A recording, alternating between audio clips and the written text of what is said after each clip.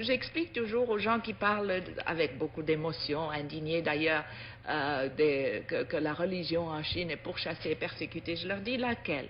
Alors ils me disent le christianisme. Je dis mais le christianisme c'est pas une religion chinoise. Le christianisme, le Christ, Jésus-Christ, cet homme si magnifique, si doux, si bon, a été envoyé en Chine dans une caisse d'opium. C'est comme ça qu'il nous est arrivé, avec le fusil d'un côté et l'opium de l'autre. Comment voulez-vous qu'on l'aime? Comment voulez-vous qu'on comprenne le christianisme? La première chose que les missionnaires faisaient quand ils étaient un peu casés, c'était durant les temps de famine et d'inondation, quand les pauvres paysans n'en pouvaient plus, de les convertir en leur donnant un bol de riz. Vous mangez, on vous baptise. Si vous ne voulez pas être baptisé, vous ne mangez pas.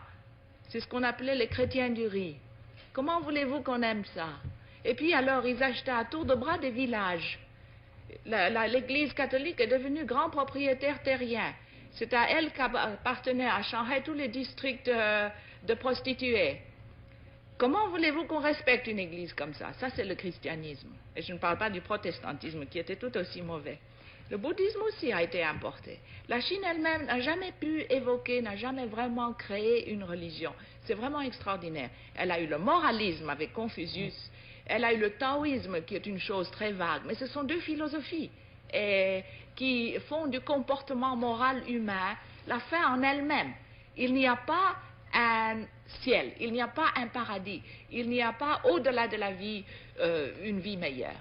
Ça s'arrête avec la mort. Il n'y a pas d'enfer non plus. Il n'y a pas d'enfer non plus. Il n'y a donc jamais eu de religion traditionnelle théiste en Chine? Non, pas vraiment organisée. Il y a eu un peu d'animisme et puis il y a le bouddhisme qui est venu de l'Inde, qui a subi quelques modifications. Mais la Chine elle-même n'a jamais évolué une religion. Mais elle a évolué des moralités, le confucianisme, le taoïsme, etc.